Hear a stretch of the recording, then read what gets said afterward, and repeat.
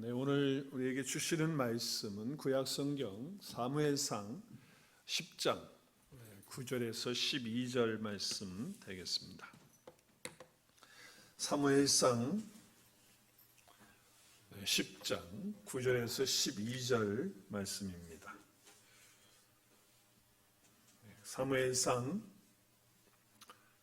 10장 9절에서 12절 말씀 함께 봉독하면 좋겠습니다. 9절입니다. 그가 사무엘에게서 떠나려고 몸을 돌이킬 때에 하나님이 새 마음을 주셨고 그날 그 징조도 다 응하니라. 그들이 산에 이를 때에 선지자의 무리가 그를 영접하고 하나님의 영이 사울에게 크게 임함으로 그가 그들 중에 예언을 하니 전에 사울을 알던 모든 사람들이 사울이 선지자들과 함께 예언함을 보고 서로 이르되 기스의 아들에게 무슨 일이 일어났느냐? 사울도 선지자들 중에 있느냐 하고 그곳에 어떤 사람은 말하여 이르되 그들의 아버지가 누구냐 한지라. 그러므로 속담이 되어 이르되 사울도 선지자 중에 있느냐 하더라. 아멘.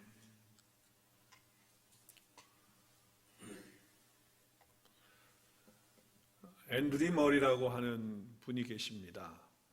참 하나님의 사람이고 또 많은 책을 저술하셨는데 그 책 가운데 겸손이라고 하는 책이 있습니다. 저는 그 책을 통해서 과거에 많은 은혜를 받았고 또 가끔씩 하나님께서 제 마음에 그 책을 읽고 싶은 그런 마음을 주셔서 가끔씩 그 책을 들여다보곤 합니다. 그 책에서 우리가 겸손해야 하는 이유에 대해서 크게 세 가지를 설명하면서 그 책을 쓰고 있습니다. 거기 보면 첫째로 우리가 왜 겸손해야 하느냐, 그 겸손해야 하는 이유가 뭐냐라고 했을 때 첫째는 우리가 피조물이기 때문에 겸손해야 된다는 거예요. 하나님은 창조자이시고 우리는 피조물이라는 것을 인정하고 그 부분 앞에 무릎을 꿇어야 된다라고 하는 거죠. 그렇지 않은 사람은 겸손할 수가 없다라고 그 책은 말하고 있어요. 또 두 번째는 우리는 다 죄인입니다. 죄인 아닌 사람이 없어요. 죄의 존재를 가지고 출생했고 죄의 존재 가운데 살아가는 그런 자들이에요. 그렇기 때문에 나는 죄인이다라고 하는 것을 인정할 때 그것을 받아들일 때 겸손할 수 있는 거예요. 우리가 겸손해야 되는 이유는 내가 죄인이기 때문이라는 거예요. 이 사실을 우리는 관가해서는 안 되는 것이죠. 세 번째는 또 우리는 성도이기 때문에 우리는 겸손해야 합니다. 왜냐하면 내가 성도가 된 것은 내 노력으로 된 거 아니잖아요. 내 의지로 된 거 아니잖아요. 또 나의 어떤 모습 때문에 내가 성도된 거 아니잖아요. 내가 뭐 잘났기 때문에 성도됐습니까? 우리 주 예수 그리스도의 그 십자가의 은혜로 말미암아 그 하나님의 그 무한하신 긍휼과 사랑 때문에 내가 성도가 되어서 그리스도와 함께 하나 되어지는 그런 존재가 되었기 때문에 우리는 늘 내가 성도라고 하는 그 사실 앞에 겸손할 수 있어야 한다라고 하는 것이죠. 우리가 하나님의 선택을 받고 또 하나님이 원하시는 아름다운 그런 벅찬 삶의 모습을 살기를 원한다면 그 어떤 것보다도 우리는 겸손을 추구하는 그런 사람이 되어야 된다라고 하는 것이죠. 어떻게 보면 우리의 신앙의 목표가 될 수도 있는 것입니다. 그런데 문제가 있어요. 우리는 예수 믿는 그리스도인들조차도 이 겸손에 대한 의미를 좀 잘못 생각하고 있는 그런 성향이 있어요. 그래서 겸손 그러면 우리는 늘 이렇게 생각하죠. 조용히 고개 숙이고 다니면서 인사 잘하고 그리고 사람들에게 칭찬받으면 아유 별 말씀을요 하면서 고개 숙이면서 쑥스러워하는 그런 모습을 볼 때 야, 그 사람 참 겸손하다라고 이렇게 사람들은 평가하고 말을 합니다. 교만 그러면 뭐예요? 교만 그러면 마음속에 교만이 있든 없든 관계없이 인사 잘하고 인사 잘하지 않고 고개 뻣뻣하게 들고 다니면서 그러면서 뭐래요? 뭘 하면은 그냥 이렇게 쉽지 않게 딱딱거리면서 말을 하고 답변을 하고 하는 사람들을 향해서 우리는 교만하다라고 이렇게 말하는 것이죠. 여러분, 교만이나 겸손은 그렇게 단순한 게 아니에요. 우리가 볼 때 겸손하다, 교만하다 할 때 그냥 고개 숙이고 수그리면서 착한 척하고 또 낮은 척하고 그렇게 한다고 해서 정말 겸손한 것이냐라고 하는 것은 또 다른 문제예요. 왜냐하면 겸손이라고 하는 것은 내면의 문제지 결코 외적인 표면에서만 나오는 것이 아닙니다. 물론 겸손하면 외면으로 나올 수도 있겠죠. 그렇지만 정말 그 겸손은 우리 속에 있는 거예요. 우리 내면 속에 그 겸손이 있다라고 하는 것이죠. 그래서 외적인 모습보다는 내적인 모습이 더 중요하다라고 하는 것입니다. 교만해지거나 또 혹은 이 겸손을 잃어버리게 되면 우리 마음속에 큰 죄악의 근원이 우리 속에 꿈틀거리는 것을 볼 수가 있습니다. 왜냐하면 우리 스스로 자기를 갖다가 높이는 사람은 결국은 어디를 향해 가냐면 멸망으로 향해 가는 거예요. 그렇기 때문에 우리의 삶의 모습이 저주의 삶을 살고 또 생명이 없는 그런 삶으로 사는 것은 바로 이 교만한 것입니다. 그러니까 교만은 어떤 윤리 도덕적인 또 어떤 인격적인 부분만을 이야기하는 게 아니에요. 성경에서 말하는 이 교만이나 겸손은 우리의 삶의 부분에 직접적인 연관이 되는 겁니다. 그래서 교만하면 사망으로 가는 것이고 겸손하면 생명 가운데 거하는 거예요. 교만은 지옥이고 겸손은 천국인 것입니다. 앤드류 머리가 말하는 것처럼 자신이 피조물을 망각하고 살면 교만한 거예요. 자기가 죄인인 것을 모르고 살면 그거 교만한 거예요. 그렇죠? 나의 나된 것이 하나님의 은혜로 내가 성도가 되고 내가 하나님의 자녀가 되는 걸 잃어버리면 그것이 바로 교만이 되는 거죠. 그래서 생명 대신 예수 그리스도가 자기 안에 있어서 내가 그분을 믿고 내가 그분과 함께 살고 있는 사람은 결국 생명을 얻게 되는 것이지만 교만하게 나는 피조물인 것도 모르고 자기가 죄인인 것도 모르고 그리고 자기가 성도가 된 것도 자기의 어떤 힘으로 된 것으로 생각하고 착각하면서 살아가는 이런 사람들은 사망에 이르게 되는 거기 때문에 사실 우리가 말하고 있는 겸손과 교만은 그냥 도덕적인 어떤 윤리적인 아니면 인격적인 그런 부분만을 말하는 게 아니에요. 근본적으로 죽음이냐 생명이냐라고 하는 그런 것이다라고 하는 거죠. 그래서 둘째 아담으로 오신 예수 그리스도께서 겸손하게 우리 가운데 오셨죠. 그래서 교만을 대적하시고 그리고 우리에게 구원을 주시는 그런 놀라운 역사를 주셨어요. 그런 하나님과 같으신 분이 있었죠. 그런데 어떻게 하셨어요?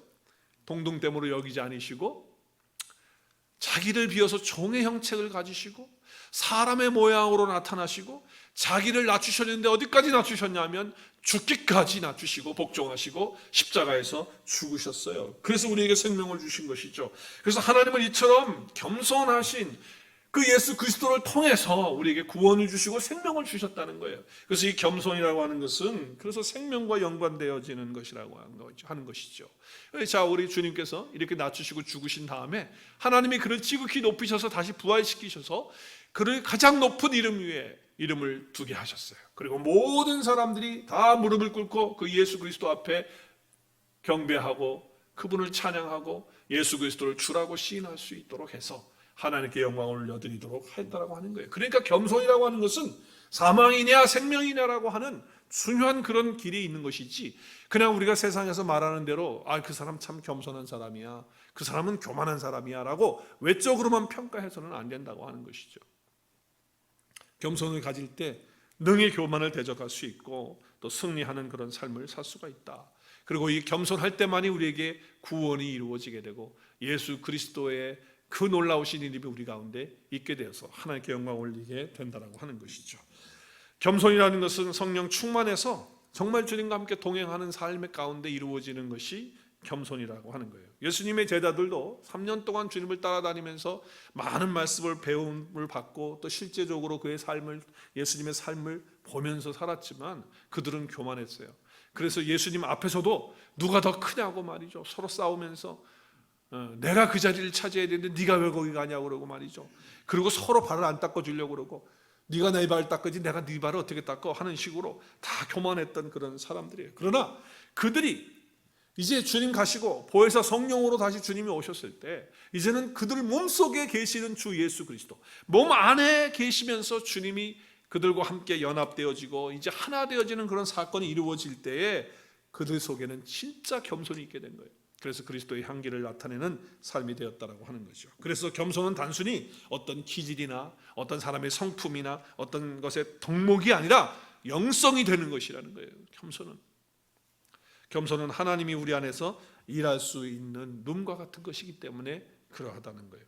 아무리 열악하고 부족한 환경 속에서도 내 삶이 엉망진창이고 내 내면의 가슴에 아픔이 있고 상처가 있고 그리고 내 삶에 할 수 있는 어떤 아무런 힘과 능력이 없다 할지라도 하나님 앞에 겸손하기만 한다면 하나님은 그 겸손한 자들 속에서 일하시고 역사하시고 함께 하시는 줄로 믿습니다. 어떤 환경이 되었든지 간에, 어떤 상황이 돼서 내가 망가졌든지 간에, 또 지금과 같이 이렇게 코로나의 상황 속에서 이런 사태 속에서 우리가 있다 할지라도 내가 하나님 앞에 겸손하기만 하다면 하나님의 영광은 우리 가운데 나타나고 하나님은 그 겸손한들 가운데서, 그 겸손한 사람들 가운데서 일하시고 함께 하시는 것입니다.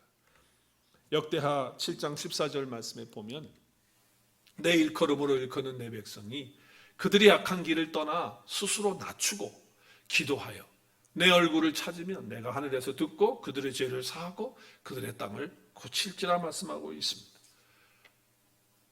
자기를 스스로 낮추어야 돼요. 그때 가능한 거예요. 하나님이 고칠 수 없는 사람은 없다는 거예요.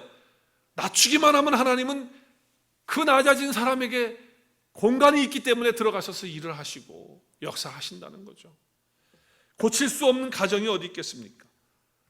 정말 낮아지기만 한다면, 그 얼굴을 땅에 엎드리기만 한다면 하나님께서 어떤 것이라도 다 들으시고 역사하시고 고쳐주시는, 그리고 사해주시는 그런 은혜가 있게 된다는 거죠. 왜냐하면 하나님은 어떤 사람들 속에서 역사하신다고요? 하나님은 겸손한 사람들 속에 역사하시는 거예요. 겸손한 사람들에게는 마음의 공간이 있어요. 룸이 있어요. 하나님이 일하실 수 있는 룸이 있단 말이에요. 그러나 교만한 사람들에게는요, 하나님이 들어가셔서 뭘 할 수 있는 공간이, 룸이 하나도 없기 때문에 그들에게는 역사할 수가 없다는 것이죠. 그래서 우리는 스스로 낮추고 주님 앞에 엎드려서 얼굴을 구하면 하나님께서 우리를 고쳐주시고 새롭게 하시고 하나님이 일하시고 역사하실 줄로 믿습니다. 그런 은혜가 겸손한 자들에게 있기 때문에 겸손은 단순히 덕목이 아니라, 겸손은 어떤 사람의 기질이 아니라, 성질이 아니라 하나님께서 우리에게 주시는 영성이라고 하는 것을 우리는 기억해야 하는 것입니다. 오늘 읽은 본문의 말씀은 사무엘상 우리가 10장 말씀을 읽었는데요. 이 10장 말씀을 좀 더 이해하기 위해서는 9장과 10장을 함께 같이 읽으면 더 좋겠죠. 왜냐하면 배경을 알아야 하기 때문에 그렇습니다. 자, 오늘 여기 보면, 오늘 말씀에 보면 이런 배경을 갖고 있어요. 사울이라고 하는 사람이 있었고 사울의 아버지가 기스예요. 근데 기스라고 하는 아버지가 아들에게 양을 잃어버렸는데, 나귀를 하나 잃어버렸는데 잃어버린 암나귀를 좀 찾아서 가지고 오라고 그렇게 말씀을 해요. 오늘 9장에 보면. 그래서 사환을 데리고, 종을 데리고 가서 암나귀를 찾으러 갑니다. 에브라임 산지로 가고 뭐 두루두루 다 찾아봤는데 찾지 못했어요. 그곳에도 없는 거예요. 또 베냐민 땅까지 갔어요. 남쪽으로 갔단 말이죠. 그런데도 거기도 암나귀가 없어요. 그래서 찾지를 못해요. 이제 이런 상황 속에 있었어요. 뭐 가기가 너무 멀다고 해서 못 찾은 것도 걱정이 되겠지만, 이제 사환이 생각할 때 찾지 못하게 되니까 사울은 그러는 거야. 이 암나귀 찾다가 이게 이렇게 컴컴하게 되면 우리 아버지가 오히려 걱정할 것 같으니까, 그러니까 우리 다시 그냥 못 찾아도 집으로 가는 것이 낫겠다라고 이렇게 얘기를 해요. 그랬더니 그 사환이, 그 종이 뭐라고 말하냐면, 하나님의 사람이 이 성읍에 있다, 존경받는 사람인데 그 사람에게 가면 아마 그 사람께서 우리에게 무엇인가 알려주는, 가르쳐주는 것이 있지 않겠습니까? 라고 이렇게 이야기를 해요. 여러분, 사실 이 말을 할 때요, 여러분이 잘 아셔야 되는 게 뭐냐면, 사울과 함께 가던 그 사환은요, 종이에요, 노예예요.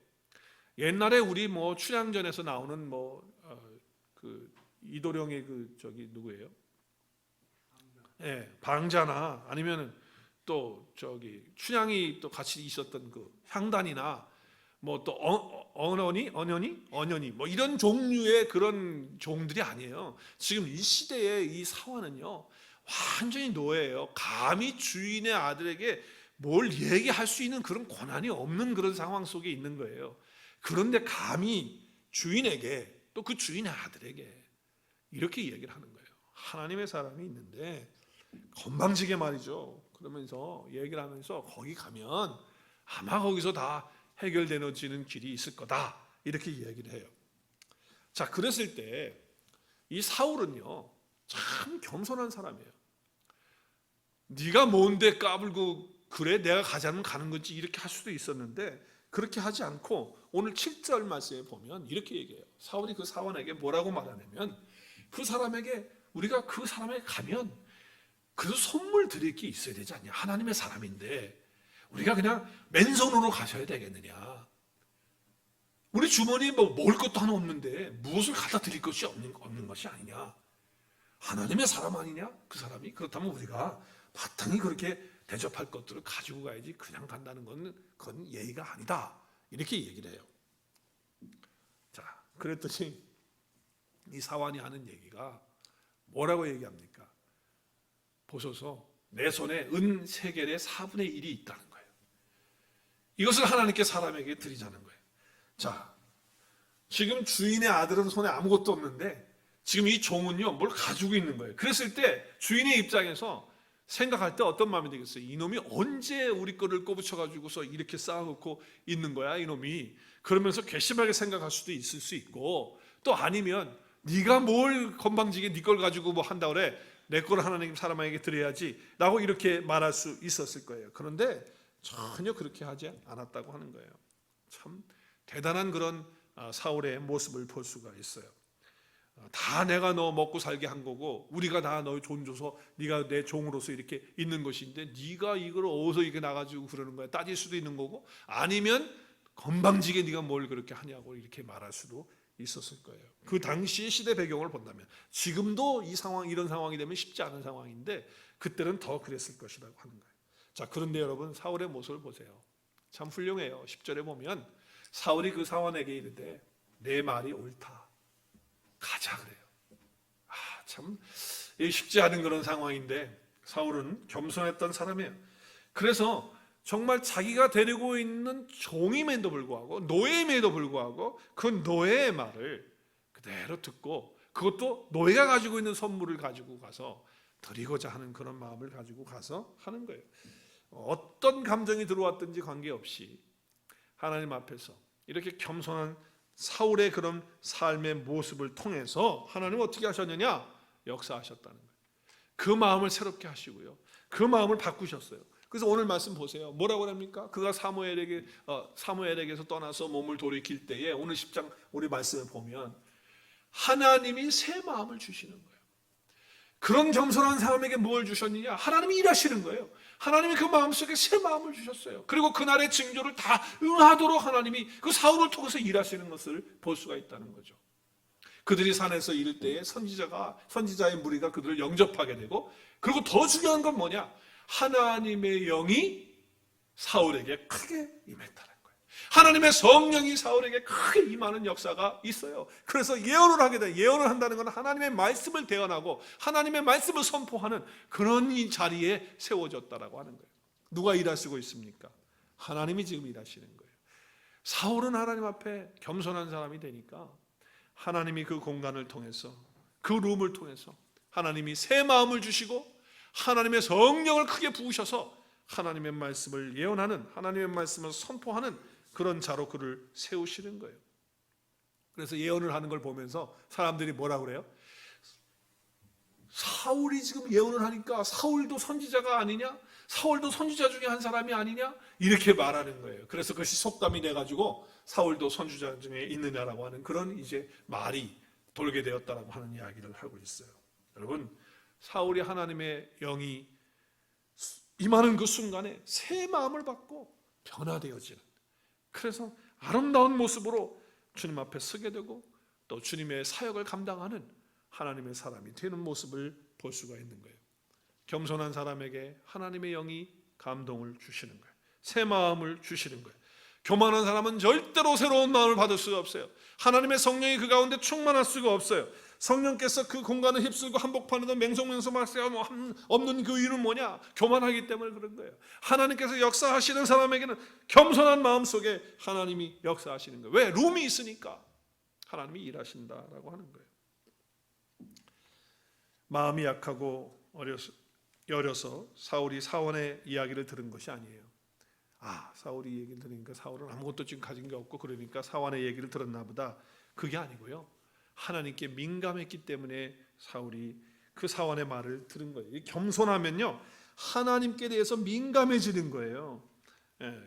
그래서 하나님께서 그 사울을 일대 왕으로 세우시는 그런 역사를 보지 않습니까? 물론 나중에 사울이 교만해집니다. 왕이 된 후에 그의 마음이 교만해질 때 하나님의 영이 떠나고 악신이 그 속에 들어와서 얼마나 비참하고 추한 인생을 말년에 살게 되는지 몰라요.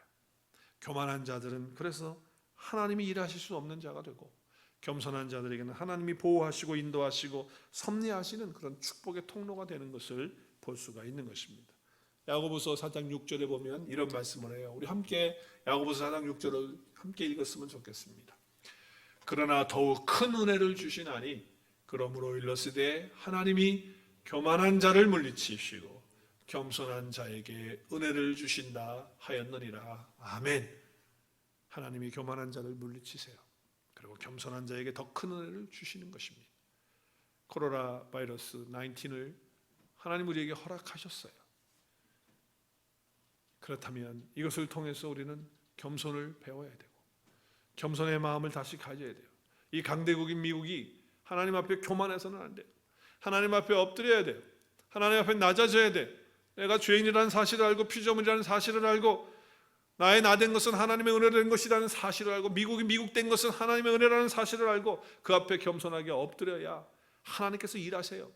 이 코로나 바이러스도 하나님이 일하셔야지만 종식될 줄로 믿습니다. 이런 역사가 겸손한 자들에게 이루어지는 거예요. 하나님은 겸손을 원하시는 거예요. 베드로전서 5장 5절에 또 베드로가 이와 같은 고백을 해요. 함께 읽겠습니다. 젊은 자들아 이와 같이 장로들에게 순종하고 큰 소리로 다 서로 겸손으로 허리를 동이라. 하나님은 교만한 자를 대적하시되 겸손한 자들에게는 은혜를 주시느니라. 서로 겸손하고 허리를 동이라는 거예요. 허리띠를 겸손으로, 그리고 하나님은 겸손한 자를 은혜를 베푸시고 교만한 자를 대적하시는 하나님이라는 사실을 기억해야 한다고 하는 것이죠. 우리의 삶을 보면요, 겸손한 것 같은데 교만해요. 부부간에도 보면 우리가 삶을 살다 보면 그렇잖아요. 한쪽이 겸손하면요 싸움 안 일어나거든요. 싸움 일어나는 건 둘이 다 잘났다는 것 때문에 싸움이 일어나는 거야. 내 말이 맞다는 거 아니겠어요? 교회에서도 다 마찬가지예요.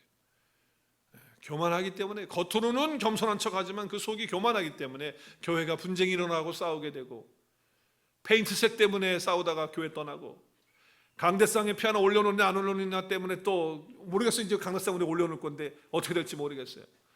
아니 대체 그게 무슨 관계가 있냔 말이죠.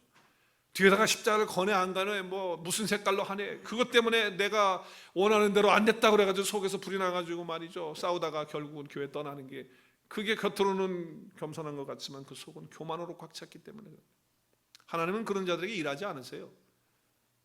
겸손한 자들에게 은혜를 주시고 그런 사람들과 함께 하신다고 하는 거예요. 자, 그러면 오늘 구체적으로 겸손이라는 게 뭐냐, 오늘 말씀을 통해서 볼 때 겸손이라는 게 대체 뭐냐, 그걸 좀 생각해보고 우리 삶에 적용해봤으면 좋겠어요.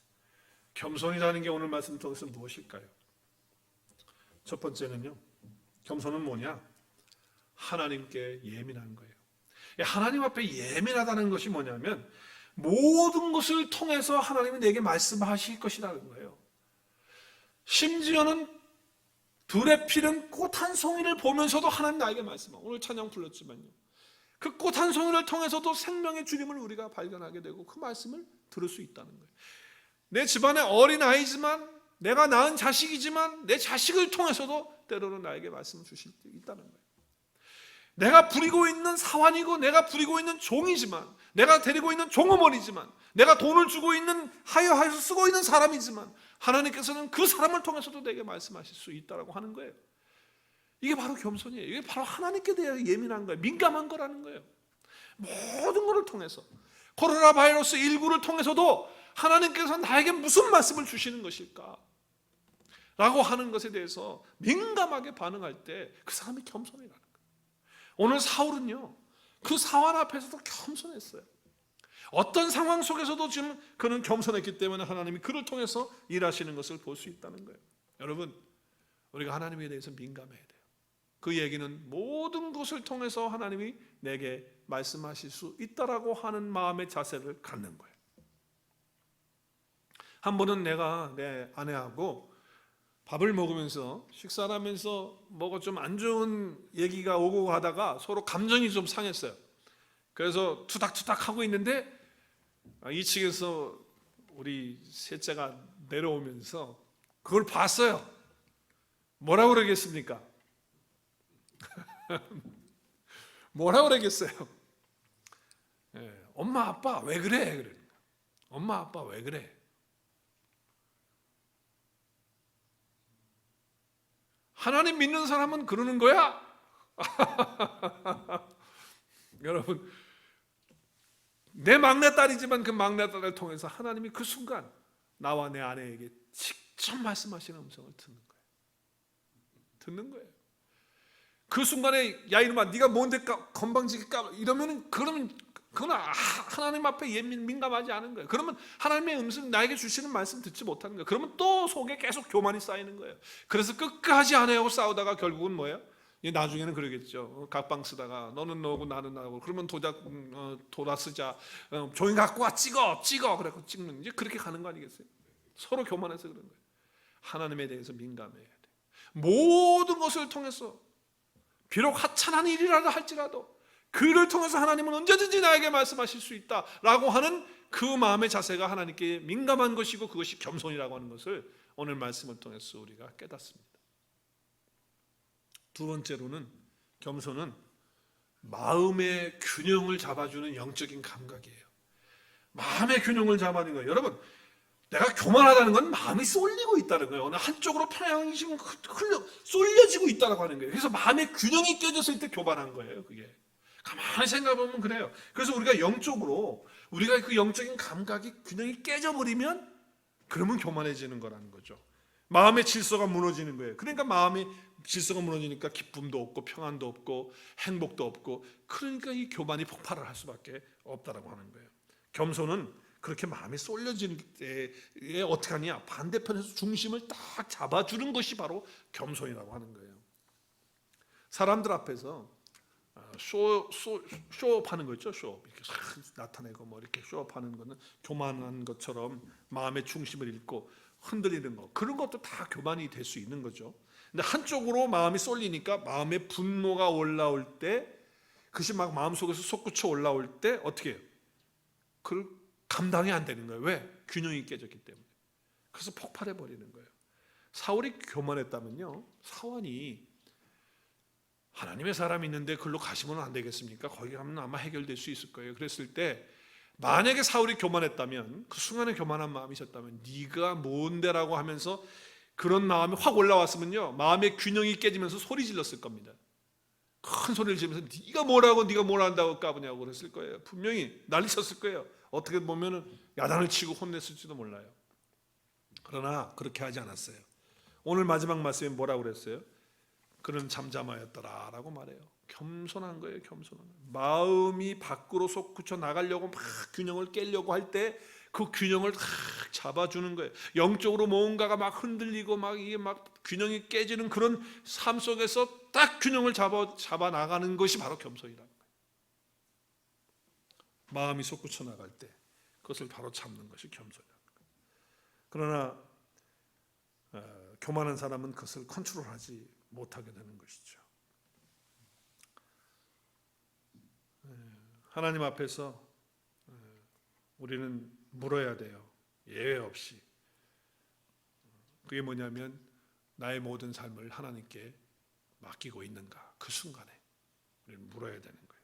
마음에 뭔가 확 올라올 때, 겸손이 깨어지는 그런 마음일 때, 분노가 막 터지면서 올라오면서 속이 상하면서 영적인 감각을 잃어버리고 영적 균형을 잃어버릴 때, 그때 그 사람을 향하여 축복할 수 있고, 그 사람을 향하여 용서할 수 있고, 그 일에 대해서 내가 다시 균형을 잡을 수 있는 것은 하나님께 맡기는 그런 자세를 가질 때 가능한 거예요.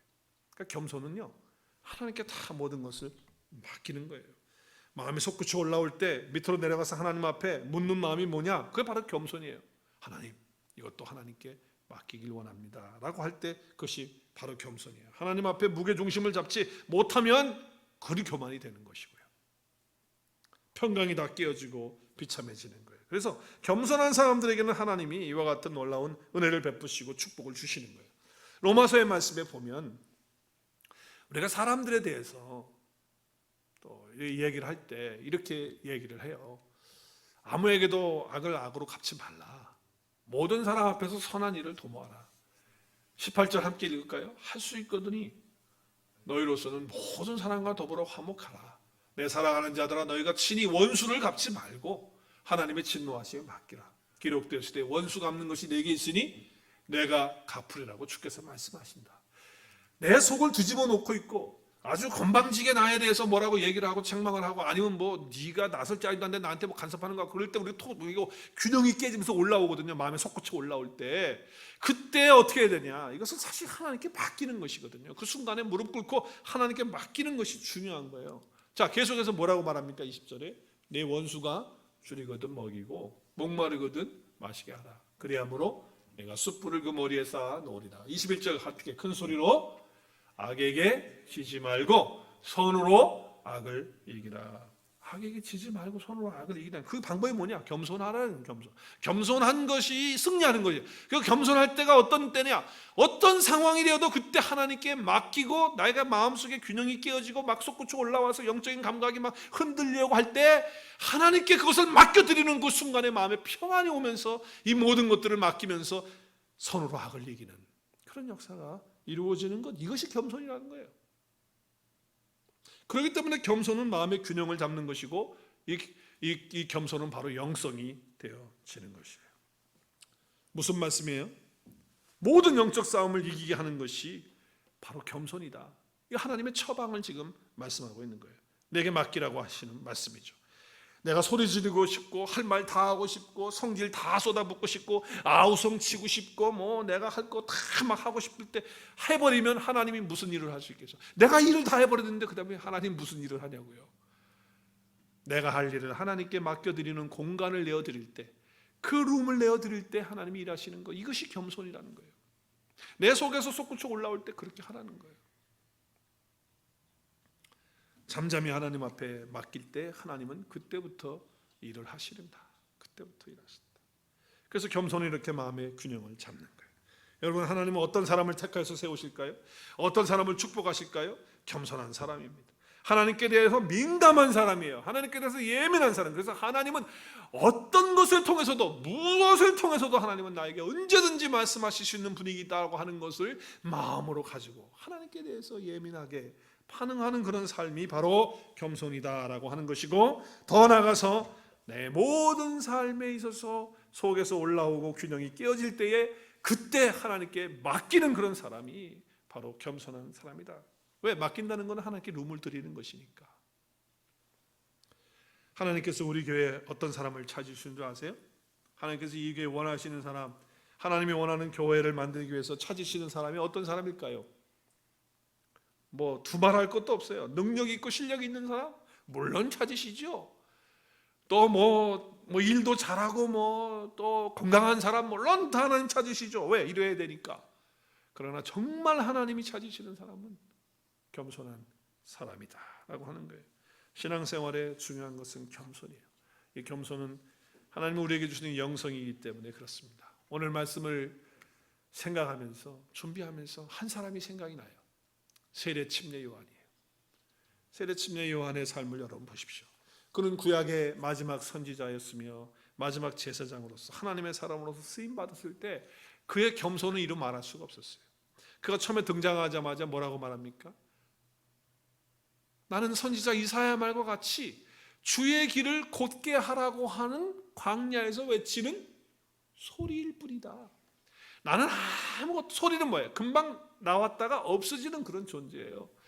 자기는 주님의 길을 예비하기 위해서, 곧게 하려고 하기 위해서 그저 광야에서 외치는 자의 소리일 뿐이다. 나는 그림자일 뿐이다. 진짜 본체가 있다. 그 진짜 본체가 오시면 나는 그분의 신을 풀어드릴 자격도 없고 메어드릴 자격도 없는 그런 자이다라고 세례 요한, 침례 요한은 말하고 있어요. 자기는 들러리에 불과하다. 신랑이 오신다. 그분이 바로 예수 그리스도시라고 선포하면서 겸손하게 주님 앞에 엎드릴 때 하나님은 그 세례 요한을 통해서, 그 침례 요한을 통해서 하나님의 역사를 펴시고 주의 길을 곧게 하는 역사를 이루었다는 거예요. 이 세례 침례 요한의 유명한 고백이 있죠. 요한복음 3장 29절에서 30절을 보면 신부를 취하는 자는 신랑이나 서서 신랑의 음성을 듣는 친구가 크게 기뻐하나니 나는 이러한 기쁨으로 충만하노라. 30절 시작. 그는 흥하여야겠고 나는 쇠하여야 하리라 하니라. 참 얼마나 아름다운지 모르겠어요. 지금 결혼식이 펼쳐지고 있는데 결혼식에서 말이죠, 신랑이 막 높임을 받고 신랑이 막 포커스를 받고 있는 거예요. 그런데 옆에서 신랑 친구 된 세례 요한 자기의 모습을 생각하면서 자기는 뭐예요? 아유 저기 뭐 신랑이 다 초점 포커스가 다 되어 있고 신랑에게 다 사람들이 관심 있고 그러니까 나는 아무것도 아니니까 아유 뭐 오늘 신랑만 좋지 나는 아무것도 아니야. 그리고 그런 마음의 자세가 아니라 지금 신랑보다도 오히려 지금 자기 들러리로 있는 신랑 친구로 있는 자기의 그 마음이 더 기쁘고 충만하다라고 하는 거예요. 왜? 그 신랑이 높임을 받고 그 신랑이 중심이 되고 있기 때문이라고 하는 거예요. 그래서 자기는 없어지고 자기는 쇠하여지고 그 신랑 대신 주님만 나타나고 주님만 세워지면 자기는 기쁘고 즐겁다라고 하는 이런 고백을 하는 사람이야말로 겸손한 사람이라는 거예요.